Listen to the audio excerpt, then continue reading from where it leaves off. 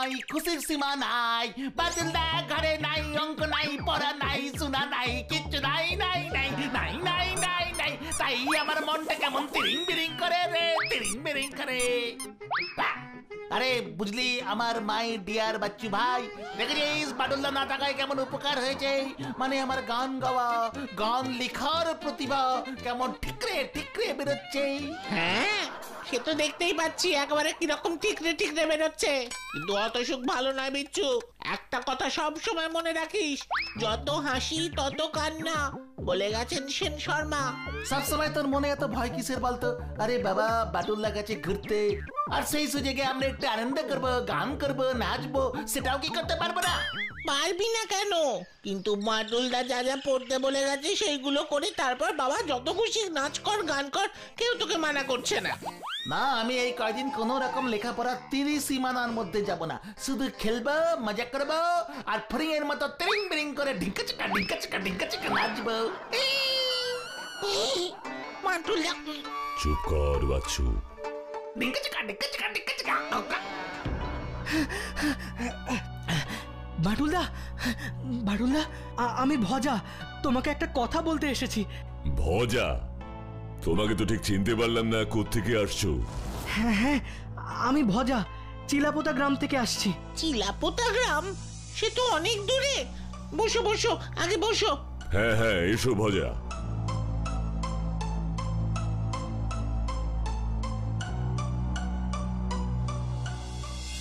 এবার বলো দেখি কি হয়েছে। সব বলছি বাটুলদা, সব বলছি। আমার একমাত্র দাদু, সবাই ওনাকে নগেন খুড়ো নামেই চিনতো, হঠাৎ মারা গেছে। তোমার দাদু নগেন খুড়ো হঠাৎ মারা গেছে? মানে? আমার ভালো সুস্থ সবল দাদুটা হিমালয়ে গেছিল তীর্থ করতে, আর সেখানেই মারা গেছে। মানে তীর্থ করতে গিয়ে সোজা স্বর্গে? হ্যাঁ, দাদু তীর্থে যাওয়ার আগে আমাকে অনেকবার করে বলতো, ওরে ভজা, আর আমার পা টিপতে হবে না রে বাছা। আহ দাদু, তুমি আর দুদিন পরে হিমালয়ে তীর্থে যাবে, তা ভালো করে তোমার পা টিপে দিতে হবে না? তুই আমাকে খুব ভালোবাসিস তাই না রে ভজা? হ্যাঁ দাদু, আমি তোমায় খুব ভালোবাসি। আচ্ছা দাদু, একটা প্রশ্ন করব?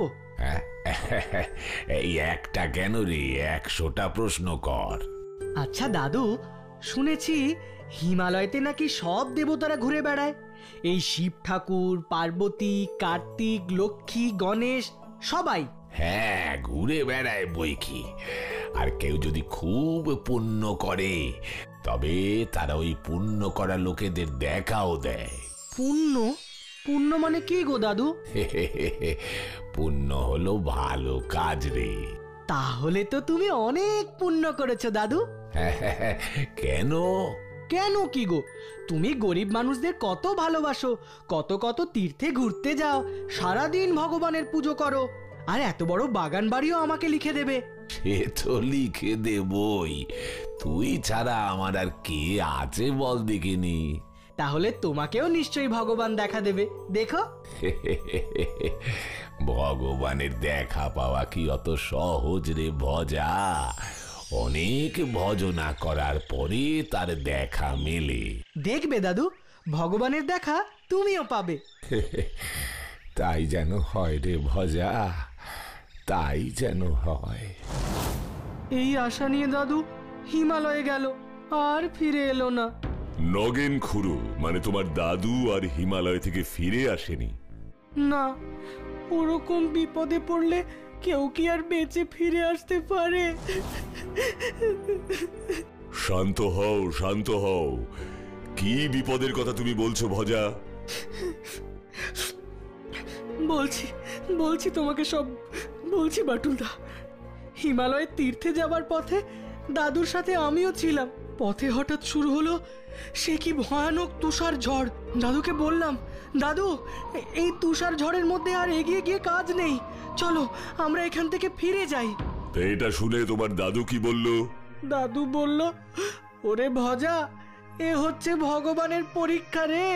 ভগবান আমাকে পরীক্ষা করছে যে আমি তাকে কতটা ভালোবাসি।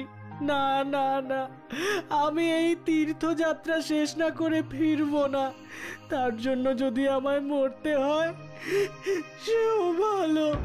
দাদুর এই কথা বোধহয় ভগবান শুনতে পেয়েছিল, তাই আমার দাদু সত্যি সত্যি মারা গেল গো বাটুলদা। সবই তো বুঝলাম ভজা, কিন্তু আমার কাছে তোমার আসার কারণটা তো বুঝলাম না। বলছি বাটুলদা, বলছি, কাল রাতে আমি সবে ঘুমিয়েছি, হঠাৎ বাগান বাড়ির দিঘিতে। হ্যাঁ, বাগান বাড়ির দিঘিতে কি কি আছে? বাগান বাড়ির দিঘিতে আমার এক ঘোড়া মোহর আছে। দিঘিতে এক ঘোড়া মোহর? হ্যাঁ, ওই মোহরের মালিক তুই। এক ঘোড়া মোহরের মালিক আমি? কি মজা! এক ঘোড়া মোহর আমার, আর কে পায় আমাকে? ওরে ওরে, এত লাফাস না, এখনো আমার কথা শেষ হয়নি। কি কি কথা? ওই দিঘির ভিতরের এক ঘোড়া মোহর পেতে হলে তোকে একটা শর্ত পূরণ করতে হবে রে ভজা। শর্ত? কিসের শর্ত দাদু? একদিনের মধ্যে ওই দিঘির জল শুকিয়ে ফেলে তার মাঝখানে এক কোমর সমান গর্ত খুঁড়তে হবে। একদিনের মধ্যে? হ্যাঁ, একদিনের মধ্যে। কি বলছো দাদু? ওই অত বড় দিঘির জল একদিনের মধ্যে শুকিয়ে ফেলে তার মাঝে আবার এক কোমর গর্ত খুঁড়তে হবে? হ্যাঁ, তাই করতে হবে, তা না হলে ওই এক ঘোড়া মোহর তুই পাবি না। কিন্তু এটা কি করে সম্ভব দাদু? ওই অত বড় দিঘির জল শুকাতে তো অনেক অনেক লোক লাগবে, আর অত অত লোক আসলে তো ওই এক ঘোড়া মোহরের কথা জানাজানি হয়ে যাবে। এতে এত ভয় পাওয়ার কি আছে? বাহ, ভয় পাবো না। জানাজানি হতে হতে ওই মোহরের কথা যদি কোনো চোর ডাকাতের কানে গিয়ে পৌঁছয়, তখন কি হবে? চোর ডাকাত তো ওই এক ঘোড়া মোহর চুরিও করে নিতে পারে, তখন? চুপ কর। একদিনে ওই বিশাল দিঘির জল শুকিয়ে ফেলে তার মাঝখানে এক কোমর গর্ত খোঁড়া একজনের পক্ষেই সম্ভব। এই অসম্ভব কাজটা একদিনে কে সম্ভব করতে পারবে গো দাদু? বাটুল। সবই তো শুনলে তুমি। এখন এখন তুমি আমায় ওই এক ঘোড়া মোহর পেতে সাহায্য করো বাটুলদা। সাহায্য করতে পারি, কিন্তু আমার একটা শর্ত আছে ভজা। কি শর্ত বাটুলদা? আমাকে ওই এক ঘোড়া মোহরের অর্ধেকটা দিতে হবে। কি? ঘোড়ার অর্ধেক মোহর তোমাকে দিতে হবে? হ্যাঁ, ঘোড়ার অর্ধেক মোহর আমাকে না দিলে আমি ওই দিঘির জল একদিনের মধ্যে শুকিয়ে তার মাঝখানে এক কোমর গর্ত খুঁড়তে পারবো না। আমি তোমায় ঘোড়ার অর্ধেক মোহর দিতে রাজি। ঠিক আছে, তাহলে আমিও রাজি। কালকেই তোমার কাজ হয়ে যাবে ভজা, তুমি নিশ্চিন্তে বাড়ি।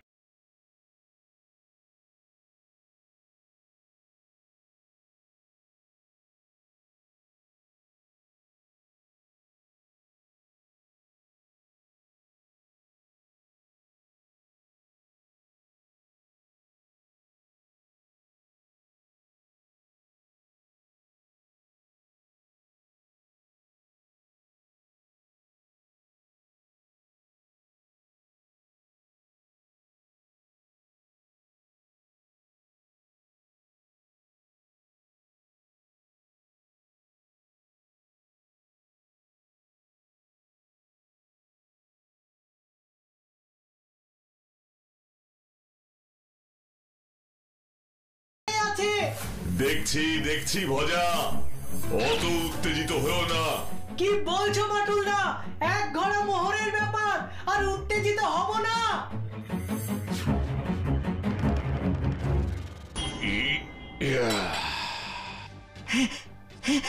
বাটুলদা, দেখি দেখি দেখি মোহরগুলো দেখি। এখানে না ভজা, চলো তোমার ঘরে চলো, সেখানে গিয়ে তোমার মোহর দেখবে।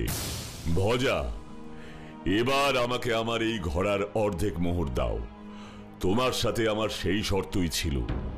আমি কি তোমাকে দেব না বলেছি বাটুলদা? কিন্তু আজকে না, কালকে দেব। কালকে দেবে? কেন? বাটুলদা, আমাকে তো আগে গুনে দেখতে হবে যে এই ঘোড়ায় ঠিক কটা মোহর আছে, তারপর তো আমি তোমাকে সেই মোহরের অর্ধেকটা দিতে পারবো। বলো, যদি তোমার একটা দুটো মোহর কমে যায় তখন? আমি কি কিছু ভুল বলেছি বলো? বুঝলাম ভজা, ঠিক আছে, তাহলে তুমি কালকেই আমাকে আমার প্রাপ্য মোহরগুলো দিও। হ্যাঁ হ্যাঁ, কোনো চিন্তা করো না বাটুলদা, আমি কালকেই তোমাকে এই ঘোড়ার অর্ধেক মোহর দেব। তুমি বরং আজ আমাদের এই বাগান বাড়িতেই থেকে যাও। তুমি না বললেও আমি আজ এই বাগান বাড়িতেই থেকে যেতাম ভজা, কারণ ওই মোহর না নিয়ে আমি এখান থেকে যাব না। হ্যাঁ, আমিও তো সেই কথাই বলছি বাটুলদা। মোহর মোহর মোহর মোহর। ভজা, ওট ওট ভজা। দাদু, তুমি? দাদু, আমি মোহর পেয়ে গেছি। ওই দেখো, টেবিলে, মোহরের ঘোড়াটা টেবিলে আছে। ওই মোহর তুই পাবি না। কি? মোহর পাবো না মানে? মানে কালকে সকালের মধ্যেই ওই দিঘিকে আবার জলে পূর্ণ করতে না পারলে মোহর তুই পাবি না। এই তো আজ সবে দিঘির জল শুকিয়ে ওই মোহরের ঘোড়াটা বার করলাম, আবার কালকের মধ্যে ওই দিঘিকে জলে ভরিয়ে দিতে হবে? হ্যাঁ, আর তা না হলে ওই ঘোড়ার সব মোহর আমি পাথর খণ্ড করে দেব। বলো কি, ওই এক ঘোড়া মোহর পাথর হয়ে যাবে? ওই মোহর যদি তোকে পেতে হয় তাহলে এখনই বাটুলের কাছে যা। এই মাঝরাতে বাটুলদার কাছে যাব? হ্যাঁ, আর শোন, এই মোহরের পাথর হয়ে যাবার কথা তুই কাউকে বলবি না। বাটুলদাকেও না? না। বাটুলদা, ও বাটুলদা, বাটুলদা, ভজা, বাটুলদা, দরজাটা একটু খোলো না বাটুলদা। কি হয়েছে ভজা? এই রাতের বেলা মোহরের ঘোড়া নিয়ে আমার ঘরে এসেছো কেন? বাটুলদা, দাদু এখন আবার এসেছিল। কি? নগেন খুড়ো আবার এই রাতে তোমার কাছে এসেছিল? শুধু এসেছিল না, আবার একটা শর্তও দিয়ে গেছে। কি শর্ত? কাল সকালের মধ্যেই ওই দিঘিকে আবার জলে ভরিয়ে দিতে হবে। তাহলে আগে কেন বলেছিল যে দিঘির জল শুকিয়ে দিতে হবে? সেসব আমি জানি না, কিন্তু আমাকে বলেছে দিঘিকে জলে ভরিয়ে দিতে না পারলে না পারলে কি হবে? না পারলে ওই ঘোড়ার মোহর আমরা কেউই পাবো না। আর ওই মোহর না পেলে আমি যে দুঃখে একেবারে মারা যাব। বাটুলদা, আমাকে তুমি বাঁচাও, বাঁচাও না বাটুলদা। বাঁচাবো, কিন্তু আমার একটাই শর্ত আছে। আমি তোমার সব শর্ত রাখবো বাটুলদা। ঠিক আছে, তাহলে ওই মোহরের ঘোড়া আমার কাছে রেখে যাও, আর ওই দিঘি জলে ভরানো হয়ে গেলে সবার সামনে তুমি আমার ভাগের অর্ধেক মোহর আমাকে দিয়ে দেবে। কি, রাজি আছো? হ্যাঁ হ্যাঁ, দিয়ে দেবো দিয়ে দেবো বাটুলদা, আমি দিয়ে দেবো। এবার আমাকে আমার কাজটা করতে দে।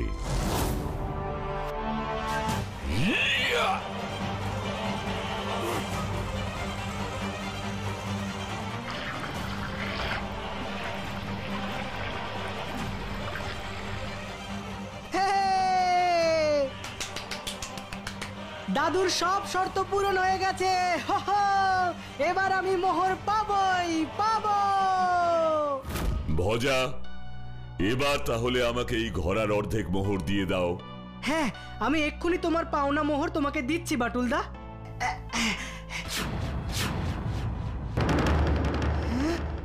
এ কি, মোহর গেল কোথায়? এই সবই তো পাথরের খণ্ড। বাটুলদা, তুমি সত্যি করে বলো, এই ঘোড়ার মোহরগুলো কোথায় গেল? সেটা আমি কি করে জানবো ভজা? আমি তো ওই ঘোড়া রেখে তোমার সাথেই ওই দিঘিতে গিয়েছিলাম। তাহলে কি ভূতে এসে এই মোহরগুলো সব পাথর করে দিল? তা তো আমি জানি না ভজা। জানি না বললেই হবে? আমাকে অত বোকা ভেবো না বাটুলদা।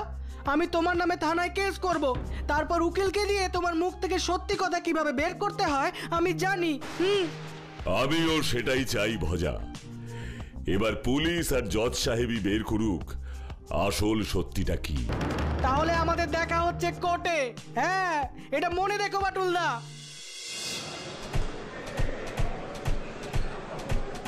জজ সাহেব, এই বাটুলদা আমাকে ঠকিয়ে আমার দাদু নগেন খুড়োর দেওয়া এক ঘড়া মোহর চুরি করেছে। জজ সাহেব, ভজা আমার উপর মিথ্যেই চুরির দোষ চাপাচ্ছে। যদি আমার কথা মিথ্যেই হয় জজ সাহেব, তাহলে বাটুলদাকে আসল সত্যিটা বলতে বলুন। মাটুল, তুমি কি সত্যি জানো ওই ঘোড়া থেকে মোহর কে চুরি করেছে? কে চুরি করেছে জানি না জজ সাহেব, কিন্তু কে ওই মোহর পাথর করে দিয়েছে সেটা আমি জানি। স্ট্রেঞ্জ, তুমি জানো বাটুল? তাহলে এখনো আদালতকে সেই কথা তুমি বলছো না কেন? বাটুলদার কোনো কথা বিশ্বাস করবেন না জজ সাহেব। তুমি চুপ করো ভজা।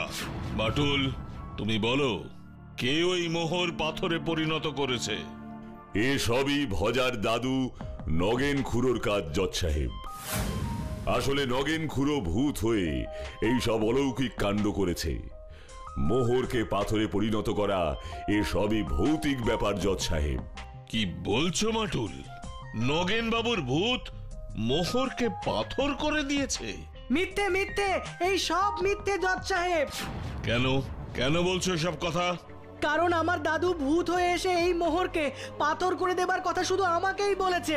সেই কথা বাটুলদা জানলো কি করে? আরে নগেন খুড়ো যে ওকে ভূত হয়ে দেখা দিচ্ছে তারই বা প্রমাণ কি আছে? হ্যাঁ ভজা, তোমার কাছে এর কি কোনো সত্যি প্রমাণ আছে যে তোমার দাদু তোমার কাছে ভূত হয়ে আসছেন? আছে জজ সাহেব। তাহলে বলো।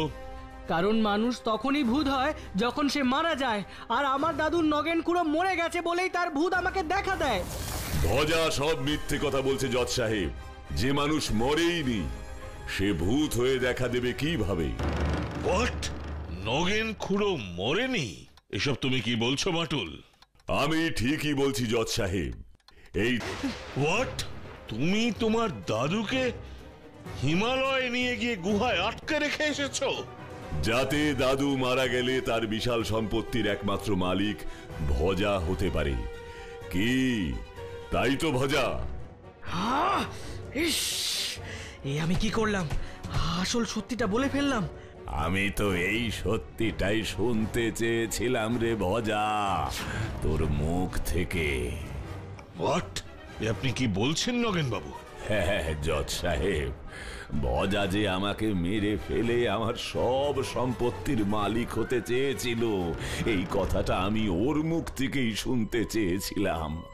আর তাই আমি আর মাটুল মিলে এই এক ঘড়া মোহরের প্ল্যানটা করি, যাতে এই মোহরের লোভে পড়েই ও আসল সত্যিটা বলে ফেলে। I see. কিন্তু একটা প্রশ্ন তো থেকেই গেল নগেন বাবু, আপনার সাথে মাটুলের দেখা হলো কোথায়? হিমালয়ে জজ সাহেব। হিমালয়ে? হ্যাঁ, আমি হিমালয়ে ঘুরতে গিয়েছিলাম। পাহাড়ে হাঁটতে হাঁটতে হঠাৎ একটা গুহার ভিতর থেকে বাঁচাও বাঁচাও শব্দ শুনতে পাই। তারপর ওই গুহার মুখের পাথর সরিয়ে আমি নগেন বাবুকে উদ্ধার করি। আর তারপরে তুমি হিমালয় থেকে চলে এলে ভজাকে তার উচিত শাস্তি দিতে, তাই তো মাটুলদা? একদম ঠিক। আর বাটুল থাকতে দোষী শাস্তি পাবে না তা কি